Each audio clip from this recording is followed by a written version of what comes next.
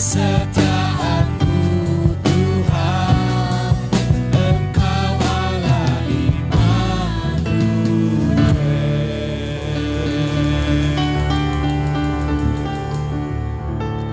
Kita berdoa dalam nama Tuhan Yesus Kristus, kami mengucap syukur Tuhan memberikan kami kembali kesempatan beribadah, semua karena anugerah.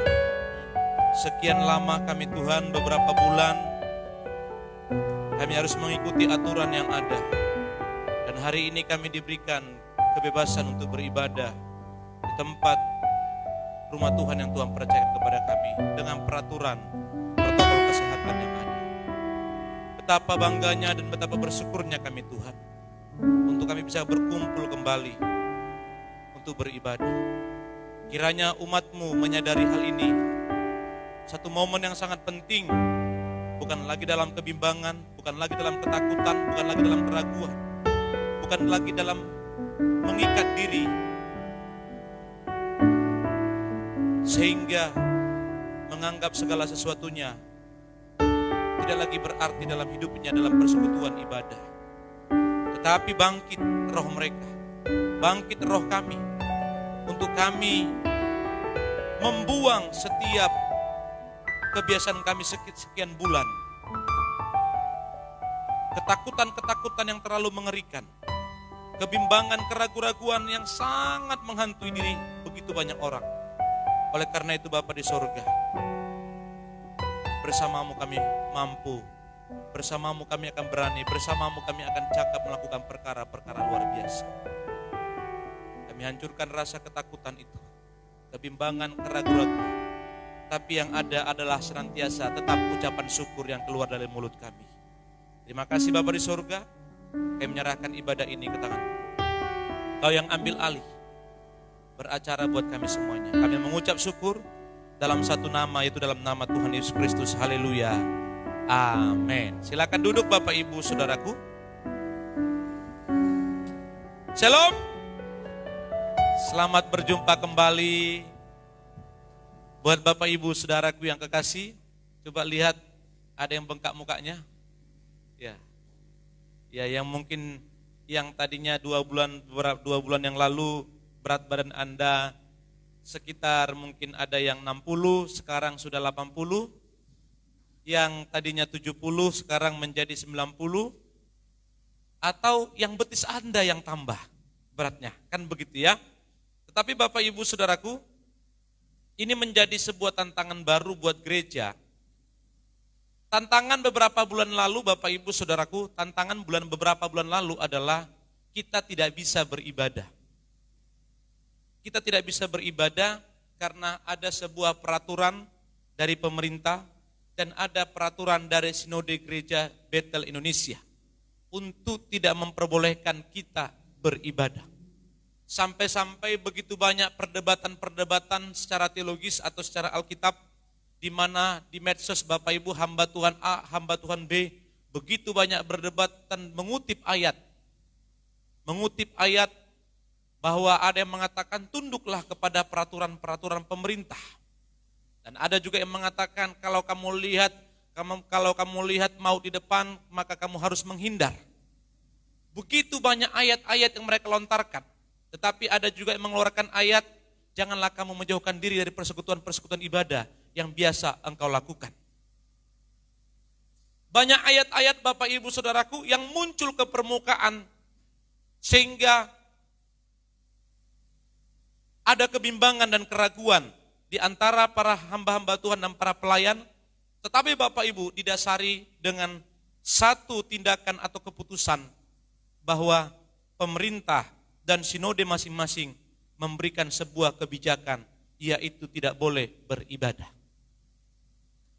Tidak boleh beribadah, maka jemaat GB Karisma mengambil juga keputusan tidak boleh beribadah, dan saya memberikan sebuah surat kepada seluruh jemaat untuk tidak beribadah. Tetapi kurun waktu yang mungkin 2 bulan lebih Bapak Ibu Saudaraku, maka pemerintah mengeluarkan atau memberikan ruang kepada kita untuk kembali beribadah di tempat atau di rumah ibadah masing-masing. di gereja masing-masing. Dalam sebuah tantangan yang baru, tantangan yang pertama tadi adalah ketika kita tidak diperbolehkan ibadah, maka kita harus live streaming. Umat di rumah beribadah. Saya sudah rasakan namanya live streaming itu enggak enak. Enggak enak. Apalagi yang mungkin kita tidak ada stand apa namanya nih? Tripodnya Bapak Ibu Saudara yang tidak ada. Itu enggak enak. Saya masih lihat yang lalu pertama awal-awal mana Bu Tuti. Itu kasih ember. Itu Bu Tuti. Itu memang enggak tahu Anda mungkin kasih sepatu sandarannya. Ada yang kasih apa lagi? Mungkin kasih yang lain-lain, mungkin tempat sampah. Kita enggak tahu. Karena tidak semua sama ekonominya.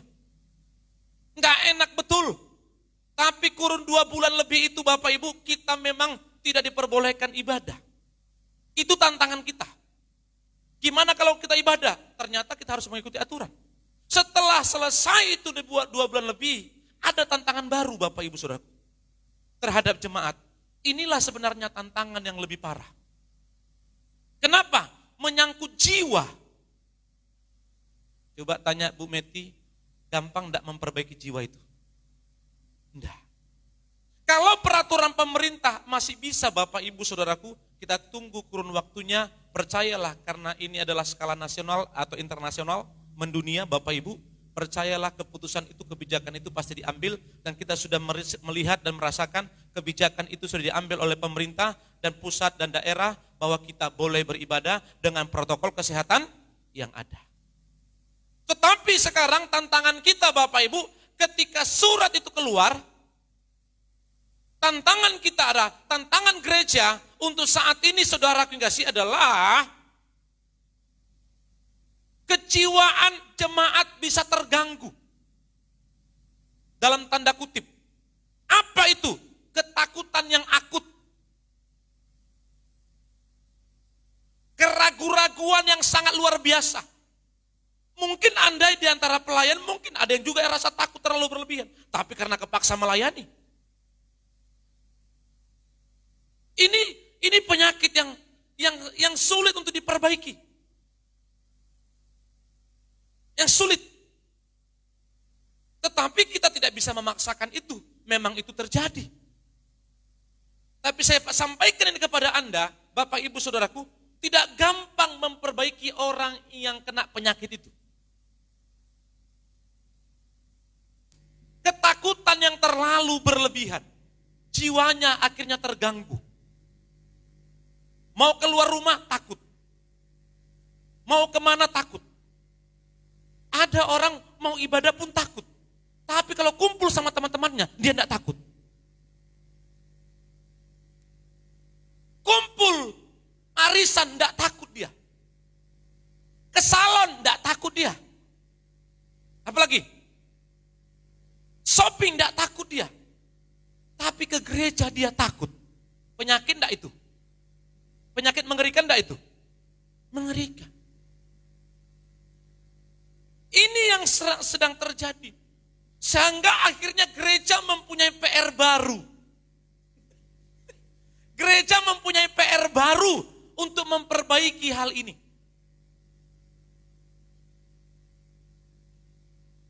Itu tidak gampang. Itu lebih sulit. Itu ibaratnya Bapak Ibu Saudaraku kalau ada Anda punya mekanik dan dikasih mobil itu sudah hancur betul dan Anda harus perbaiki, memakan waktu panjang tidak untuk memperbaikinya? Iya.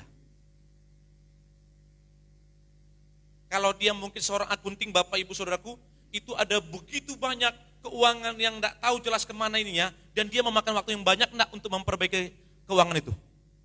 Waktu yang banyak. Seperti ibaratkan pepatah mengatakan, sudah menjadi benang kusut.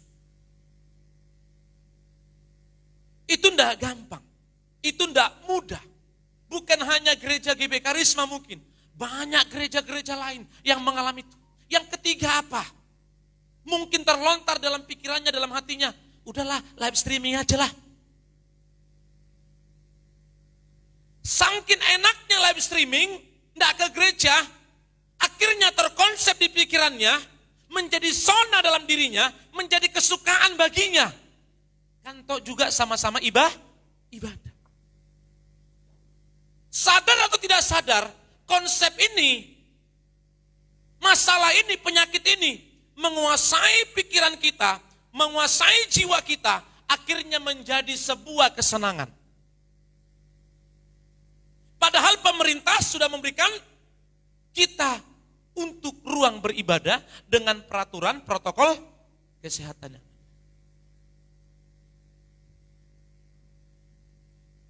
Makanya ketika rapat kemarin tim diaken melalui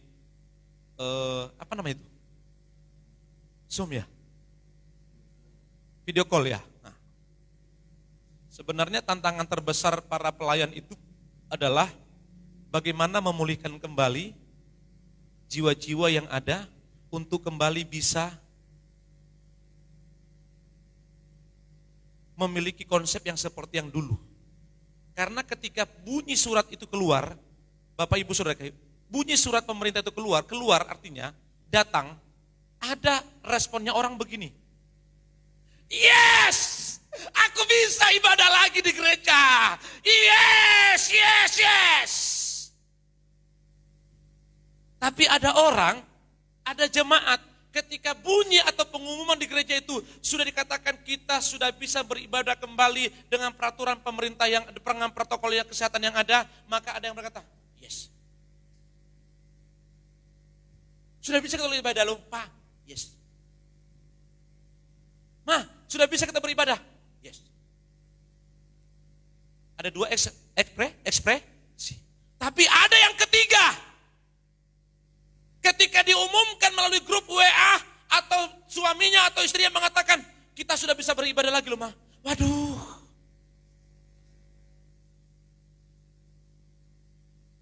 Jangan dululah. Ini kan masa-masa mengerikan. Kan naik terus ini. Kalau bisa janganlah, live streaming aja lah. Waduh. Di mana Anda posisimu itu? Di mana posisimu, di mana posisi istrimu, anakmu, dan keluargamu. Anda yang tahu. Apa tadi saya bilang yang ketiga? Aduh, itu loh, live streaming aja lah, kami di rumah aja lah. Nah ini, kalau yang pertama tadi, yang kedua, masih bisa lebih mudah kita memulihkannya. Tapi yang ketiga tadi, itu sudah sangat sulit. Maka Alkitab mencatat untuk hal ini hanya bisa dilakukan dengan doa dan berpuasa.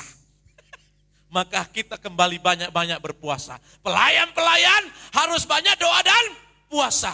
Suami-suami yang istrimu ketakutannya terlalu berlebihan, suami-suami harus banyak berpuasa. Istri-istri yang suaminya terlalu takut berlebihan, istri-istri harus banyak berpuasa.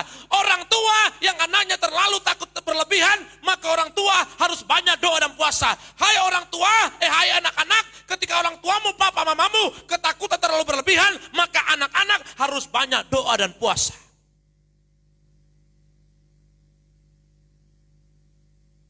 Nggak mudah. Nggak gampang. Bisa nggak kita paksain? Nggak bisa. Gembala tidak bisa memaksakan, pelayan tidak bisa memaksakan. Karena ini seperti suatu trauma. Seperti suatu trauma. Kita tidak bisa marah terhadap orang yang tidak datang beribadah. Tidak bisa. Tapi Anda bisa mendoakan mereka dengan doa dan berpuasa dan memberikan motivasi kepada mereka, semangat kepada mereka untuk mereka kembali seperti semula. Dan memang agak dalam tanda kutip si suami atau si istri atau si anak atau si bapak agak memaksakan sedikit. Supaya apa? Supaya mereka bisa keluar dari kebiasaan atau ketakutan yang terlalu akut itu. Sama ibaratkan Bapak Ibu kalau Anda pernah kecelakaan. Naik sepeda motor atau naik mobil dan kecelakaannya parah. Ibaratkan Anda naik mobil, tabrakan, itu mesinnya bannya copot empat-empatnya. Atasnya ini apa namanya? Atapnya nih, itu benar-benar copot dan Anda satu pun tidak ada yang terluka. Tapi traumanya Sampai biji matanya masuk ke dalam, tembak keluar.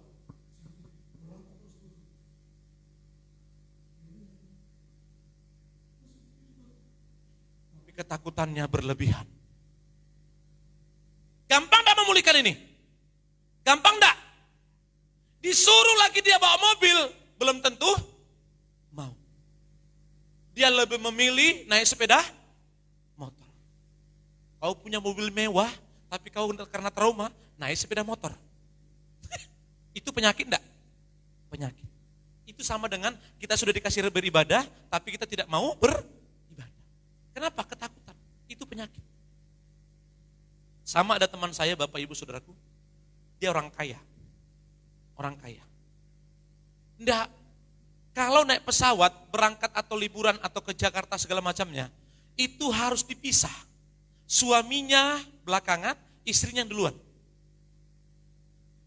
Baru nanti dia nyusul dengan pesawat yang berbeda.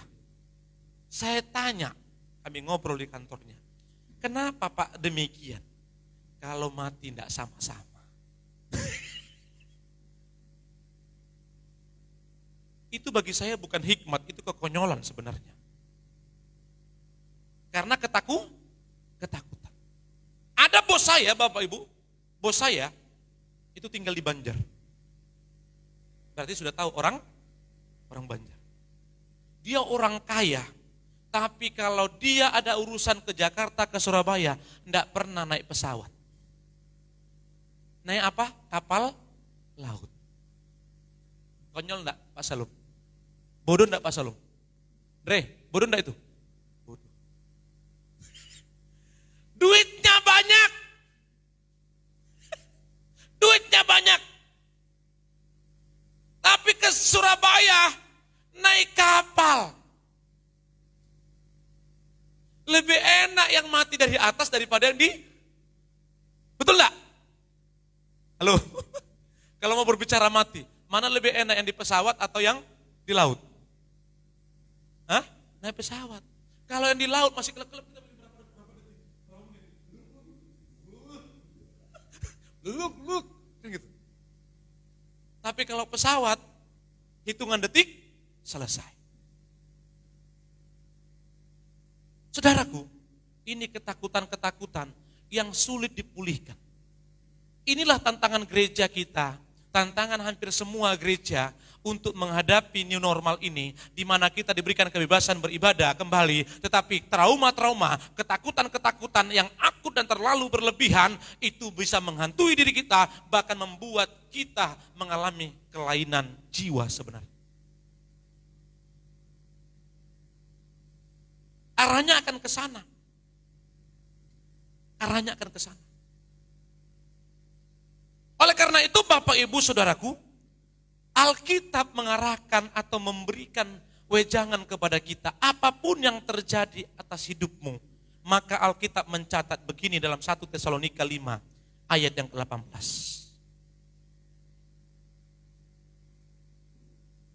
Apapun itu yang kau alami dalam perjalanan hidupmu, seberat apapun yang kau hadapi, tantangan ekonomi, tantangan kesehatan, masalah rumah tangga, bahkan masalah situasi bencana yang kita hadapi hari ini, maka Alkitab mencatat, mengucap syukurlah dalam segala hal, sebab itulah yang dikehendaki Allah dalam Kristus Yesus bagi kamu. Mengucap syukurlah dalam segala hal. Alkitab tidak mencatat mengucap syukurlah dalam kesenangan, mengucap syukurlah karena engkau dapat pekerjaan, mengucap syukurlah karena masih ada duitmu di deposito, mengucap syukurlah karena engkau bisa beli mobil baru, mengucap syukurlah karena engkau bisa beli rumah baru. Ternyata Alkitab tidak mencatat demikian, tetapi Alkitab berkata mengucap syukurlah dalam segala hal.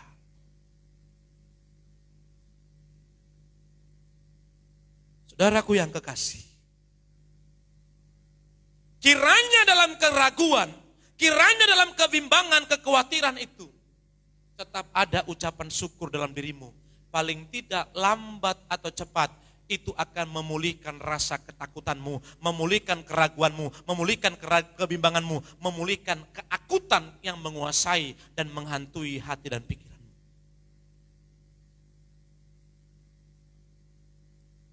Ini bukan hal yang gampang. Dan bukan hal yang mudah untuk kita mengucap syukur. Banyak tantangan, rintangan yang mungkin Anda hadapi. Dan kalau hari ini Anda ada, itu adalah karena kehebatan campur tangan Tuhan. Kalau si Meti ini kan di rumah sakit kerjaannya. Dia masih masuk kah? Masuk ya? Ya. Bayangkan rumah sakit itu Bapak Ibu sarangnya penyakit. Tapi syukur mereka ini di sana itu sakitnya beda. Bukan sakit medis. Tapi sakit jiwa. Itu dia. Makanya kalau Anda ngomong sama dia, harus pelan-pelan. Enggak, itu bukan itu canda itu. Jadi Bapak Ibu Saudaraku, walaupun dia sakit jiwa, tapi yang namanya rumah sakit kan itu kita harus ekstra hati-hati. Makanya ketika dia saya suruh dulu ya beberapa bulan yang lalu mungkin saya suruh pelayanan, dia bilang sama Bu Claudia, jangan dulu karena aku batuk flu. Nah, ternyata dia yang lebih tahu kesehatannya dan dia kembali katakan aku bisa pelayanan, puji Tuhan. Saudaraku, ketika sekarang di rumah sakit ada orang teman sahabat kita yang sakit, kita tidak bisa kunjungin. Tidak bisa kunjungin. Itu tidak boleh. Dan kalau bisa kita ini jangan ada yang sakit. Makanya kita jaga kesehatan. Jangan sampai oleh karena pikiranmu yang begitu terganggu, akhirnya kejiwaanmu terganggu, akhirnya kelemah tubuhmu, akhirnya kita drop dan kita sakit masuk rumah sakit yang tadinya hanya sakit biasa, tapi akhirnya gara-gara masuk rumah sakit ada virus-virus yang menguasai kita. Doaku senantiasa kita semua sehat-sehat. Amin. Amin. Ikuti saja protokol yang ada. Selalu cuci tangan, pergi kemana, cuci tangan. Kalau habis ambil, ada orang yang masuk ATM pun Bapak Ibu Saudaraku, ya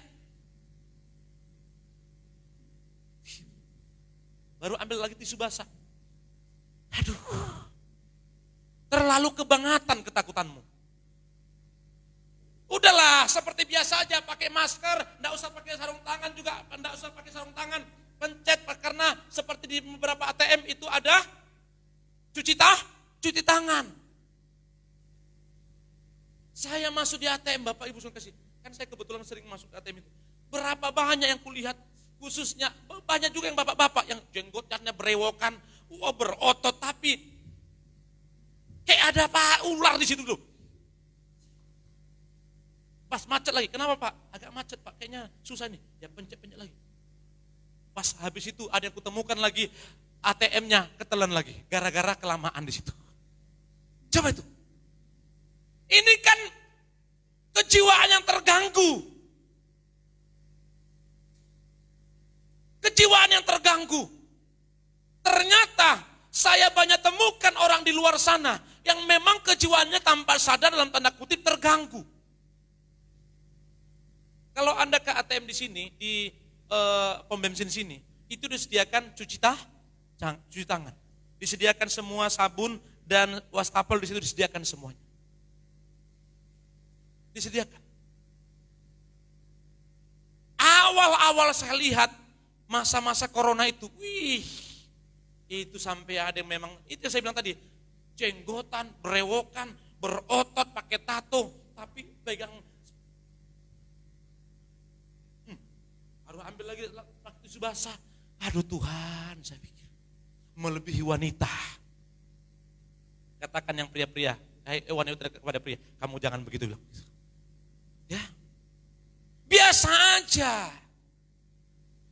biasa aja. Amin. Jangan terlalu berlebihan. Kita tetap waspada, iya. Tetap waspada. Kalau kita masuk kantor perlu kita kelap meja kita pakai tisu basah. Iya. Tapi kalau kau ATM kau pakai sarung tangan, manusia planet dari mana ini? Sudahlah, memang kau sediakan hand sanitizer di mobilmu, atau seperti di BCA itu siapkan cuci tangan di sana, habis selesai cuci tanganmu. Selesai. Jangan sampai Anda mengalami ketakutan terlalu berlebihan. Kalau sudah kau lakukan semua itu Bapak Ibu, ternyata Tuhan panggil Anda, percayalah. Di balik semua itu Tuhan punya rencana yang indah. Amin. Apa yang ditakutkan lagi? Yang penting kita mengikuti aturan main yang ada. Sekarang yang harus kita pulihkan adalah, Bapak Ibu Saudaraku, setiap pribadinya kita, setiap kehidupan kita, di rumah tangga kita khususnya, ini bukan hal yang gampang.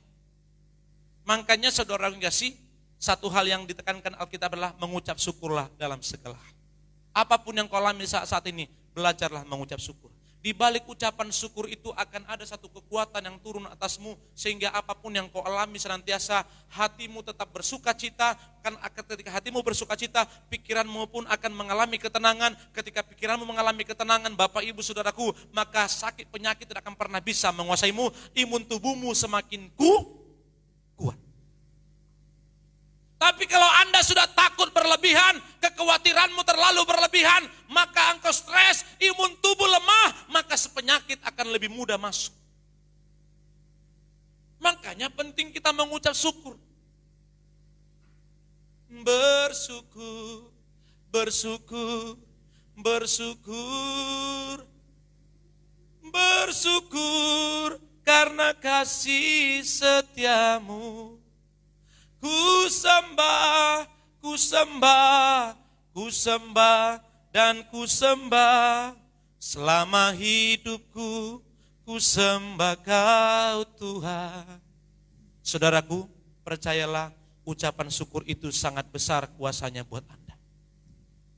Anda tinggal memilih, masa-masa sudah hampir lebih kurang 3 bulan, Anda mau bersyukur atau bersungut-sungut. Anda mau bersyukur atau membiarkan ketakutanmu terus menguasai dirimu? Anda mau bersyukur atau terus menghantui dirimu, keratutanmu, keraguanmu, kebimbanganmu? Anda tinggal memilih, karena hidup ini adalah sebuah pilihan. Karena ada orang Bapak Ibu seperti awal tadi saya katakan, dia memiliki rasa ketakutan. Tapi ketika kumpul dengan teman-temannya, teman-teman lamanya, ngopi seperti di kafe seperti ini, mereka enggak takut. Tapi kalau disuruh beribadah, itu takut.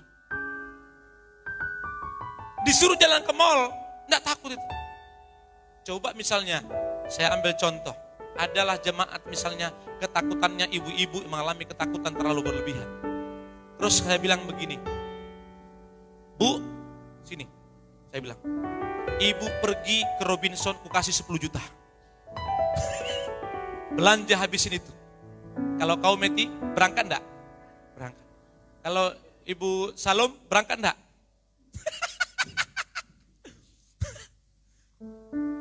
Tapi kalau misalnya suaminya bilang, ayolah mah beribadah. Belum tentu. Kan ada live stream. Itu dia. Makanya Bapak Ibu Saudaraku, mari kita senantiasa ucapkan syukur dalam segala hal. Percayalah di balik ucapan syukur itu ada kekuatan yang baru. Di balik ucapan syukur itu ada berkat yang baru. Di balik ucapan syukur itu ada mukjizat yang baru. Di balik ucapan syukur itu ada kuasa yang akan mengalir atasmu. Mengapa demikian? Karena engkau adalah anak-anak Allah. Ketika engkau anak Allah, maka apa yang kau serukan kepada Bapa, maka campur tangannya akan menyertaimu. Amin. Engkau tinggal memilih mau mengucap syukur dalam kondisi seperti ini atau bersungut-sungut, keraguan-keraguanmu, ketakutanmu engkau pertahankan terus dan engkau tidak mau berani keluar dari kebiasaan itu. Saya sudah banyak jelaskan kenapa bangsa Israel begitu lama menerima janji, karena persungut-sungutan, karena ketakutan, karena kebimbangan. Sampai-sampai umat berkata kepada Musa, "Mengapa engkau bawa kami ke tempat ini? Bukankah di Mesir kami bisa makan dan minum? Di sini kami kelaparan." Saudaraku, yang ada hanyalah kemarahan, yang ada hanyalah kebencian, yang adalah hanyalah ketakutan, yang ada hanyalah persungut-sungutan. Ketika bangsa ini bersungut-sungut, apa yang terjadi? Menunda waktu yang panjang sehingga mereka sampai kepada tanah perjanjian. Tetapi siapa yang sampai ke sana? Yang sampai ke sana adalah orang-orang yang lahir pada saat masa di padang gurun. Yang tua-tua sudah banyak yang mati. Makanya hari ini Bapak Ibu Saudaraku, buang persungut-sungutanmu, buang kemarahanmu, kalahkan ketakutanmu, kebimbanganmu, kekhawatiranmu, tapi munculkan rasa ucapan syukur. Amin. Ada mukjizat dalam bersyukur, Engkau tempat perlindunganku, Tuhan. Imanku tetap teguh dalam-Mu, ku menang bersamamu. Amin. Yeremia 29 ayat 11 berkata, "Sebab aku mengetahui rancangan-rancangan apa yang ada padaku mengenai kamu, demikianlah firman Tuhan, yaitu rancangan damai sejahtera dan bukan rancangan kecelakaan, untuk memberikan kepadamu hari depan yang penuh harapan." Di balik sebuah ucapan syukur Bapak Ibu Saudaraku, maka Allah punya rencana yang indah bagi orang-orang percaya. Di balik ucapan syukur Saudaraku, Allah punya rencana yang indah bagi orang-orang percaya. Sebab aku mengetahui rancangan apa yang ada padaku mengenai kamu, Charles Manurung, mengenai kamu Pak Yodi, mengenai kamu Pak Shalom, mengenai kamu Bemati, mengenai jemaat GBI Karisma, mengenai gereja Tuhan, mengenai setiap orang percaya. Demikianlah firman Tuhan, yaitu rancangan apa? Damai sejahtera dan bukan rancangan kecelakaan. Untuk apa? Untuk memberikan kepadamu hari depan yang penuh harapan. Siapa yang mau melihat keluarganya dan anak generasinya memiliki harapan yang besar, yang luar biasa. Makanya kalahkan ketakutanmu, kalahkan kebimbanganmu, kalahkan rasa keraguanmu, tapi munculkanlah ucapan syukurmu di hadapan Tuhan. Selalulah mengucap syukur, selalu mengucap syukur.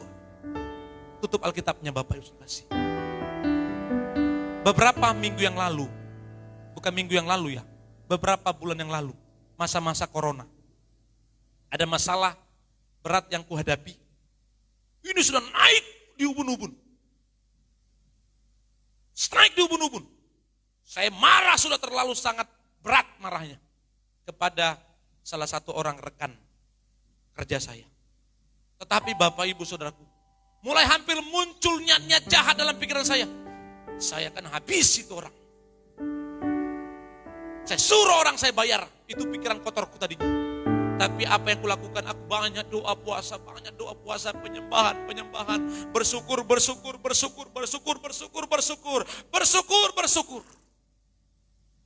Akhirnya Bapak Ibu, peperanganku berjalan dengan baik. Di balik semua masalah itu, ternyata Tuhan punya hal yang indah. Dia pertemukan saya dengan orang lain yang bisa membuat saya, apa yang kukerjakan ternyata lebih besar lagi.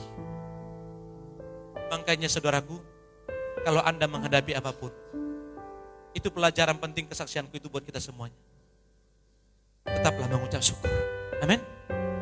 Tetap mengucap syukur. Karena di balik ucapan syukur percayalah, orang bisa menyakitimu, orang bisa marah kepadamu, orang bisa saudaraku dendam kepadamu. Bahkan apa yang sudah kau rencanakan, apa yang kau bangun, ternyata Bapak Ibu Saudaraku yang kekasih, engkau tidak dapat meraihnya, engkau tidak dapat mendapatkannya. Padahal semuanya sudah berjalan dengan baik, kontrak sudah berjalan, ikat kontrak sudah ada, mungkin engkau sudah bayar dan segala macamnya, tetapi putus di tengah jalan. Tetapi saya mau katakan hari ini, apapun yang terjadi itu, tetap engkau belajar positif, engkau tetap berkata hal yang baik, engkau tetap berkata hatiku tenang bersamamu, aku tetap bersyukur Tuhan. Apapun yang terjadi, percayalah di balik semua itu Tuhan punya rencana indah atas setiap orang yang berharap dan percaya kepadanya. Amin. Air mataku menetes, Tuhan kok berat begini. Tahu enggak orangnya? Kecil. Orangnya kecil. Datang dari Jakarta. Orang asing sebenarnya. Kecil orangnya. Sudah kuajak di dalam mobil bicara baik-baik. Ternyata Bapak Ibu, bisnis itu kejam. Sakit rasanya. Sepanjang jalan saya berangkat ke Palaran, aku menyembah. Kadang-kadang iblis itu menghantui pikiranku, sikat aja orang itu. Sikat aja. Suruh anak buahmu, kan banyak anak buahmu. Sikat aja. Tapi saya bilang enggak. Terus peperangan terjadi atas roh saya. Kemarahan. Ketakutan. Nanti kalau begini gimana ya? Sayang ini berapa, rugi berapa saya ya? Ketakutan.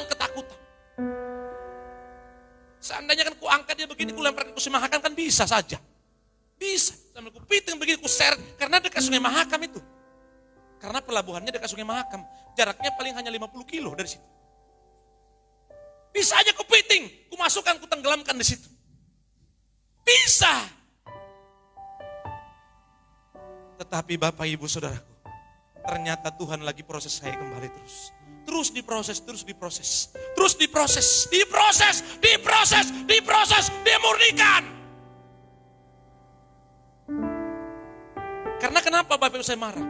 Daripada saya marah-marah terus dengan kamu, saya mendingan putuskan, saya masuk rumah sakit nanti tensian repot lagi. Ku selesaikan aja saya pikir. Tapi peperanganku lebih kurang mungkin ada 6 hari Bapak Ibu saya ambil doa dan pujian penyembahan. Doa pujian penyembahan. Tetap mengucap syukur. Bayangkan sudah ada kesepakatan bersama. Putus di tengah jalan. Duit bukan 10-20 juta. Itu mengerikan.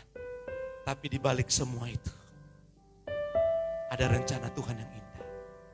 Dia pertemukan saya dari kejadian itu dengan seseorang. Ternyata apa yang terjadi itu, dengarkan baik-baik.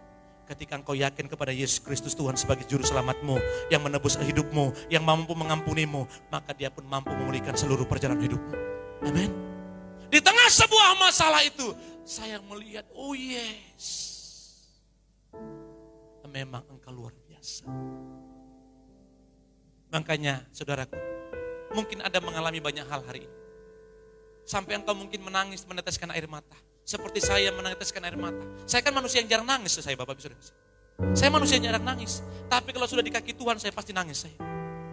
Makanya kalau Anda jarang nangis, bisa sakit itu dirimu. Sering-seringlah Anda menangis. Tapi menangis bukan, Tuhan, kapan aku bisa bayar cicilan ini? Nanti datang leasing menari. Apalagi yang kupakai Tuhan untuk ke gereja. Kalau Anda ambil yang Suzuki, kan gitu ya. Datang Andre mau nagih. Tuhan, Andre nanti datang mau nagih. Sudah 4 bulan, tidak bisa bayar. Kalau engkau menangis begitu, itu bukan kesukaan Tuhan.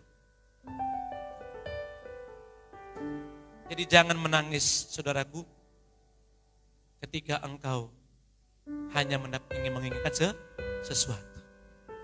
Tapi menangislah engkau, Tuhan, terima kasih aku bisa mengalahkan emosi. Tuhan, terima kasih aku bisa mengalahkan kemarahanku. Tuhan, terima kasih aku bisa mengalahkan ketakutanku. Tuhan, terima kasih aku tidak jatuh dalam dosa itu. Bersyukur, bersyukur, bersyukur, bersyukur karena kasih setiamu. Ku sembah, ku sembah, ku sembah dan ku sembah selama hidupku. Ku sembah Kau Tuhan. Amin. Apa yang kau alami hari ini? Hampir lebih kurang 3 bulan. Mungkin banyak problema yang kau hadapi. Sudah kondisi begini, engkau ditimpa masalah berat lagi. Sudah kondisi begini, engkau dihadapkan masalah rumit lagi. Sudah Bapak kondisi begini, ruang gerak kita dibatasi Bapak Ibu oleh karena pandemi ini. Ditimpa lagi masalah-masalah yang rumit. Tapi saya mau katakan pada pagi hari ini, belajarlah bersyukur. Amin. Tetaplah engkau mengucap syukur. Jangan bawa kemarahanmu. Jangan bawa kebencianmu, jangan bawa kekesalanmu, jangan bawa ketakutanmu, jangan bawa pikiran-pikiran negatifmu, tapi perkatakan perkataan iman. Aku percaya di balik semua masalah ini, aku percaya di balik sebuah problem ini, Tuhan punya rencana indah atasku, dan atas rumah tanggaku, atas pekerjaanku, atas karirku, atas masa depanku. Kalau engkau naik sepeda motor, perkatakan terus itu. Kalau engkau naik mobil, perkatakan terus itu. Dimanapun engkau berada, perkatakan itu, aku Tuhan bersyukur, terima kasih Tuhan. Di balik sebuah problema, aku tahu di balik sebuah masalah itu, Tuhan punya rencana indah atasku. Amin. Tapi kalau engkau ditimpa masalah itu, seperti kemarin ditimpa banjir, beberapa minggu lalu, di grup kami itu Bapak Ibu Saudaraku, berapa banyak orang yang mau menangis, bukan mau menangis, sudah menangis. Bertubi-tubi orang kena banjir. Dalam kondisi begini, belum tentu semua keuangannya berjalan dengan baik. Beberapa tahun lalu banjir, ketika disuruh untuk kasih sumbangan dana, Bapak Ibu, cepat. Langsung cepat. Si A sekian, si B sekian. Tapi untuk saat ini, dikasih untuk pungut dana, angkanya hanya berapa orang aja. Kenapa? Karena memang banyak orang mengalami masalah ekonomi. Sulit. Tetapi siapapun itu, saya percaya kalau dia orang percaya, dia tetap belajar bersyukur. Amin. Karena di balik ucapan syukur itu ada sebuah mukjizat yang luar biasa. Maka kita sama-sama berdiri.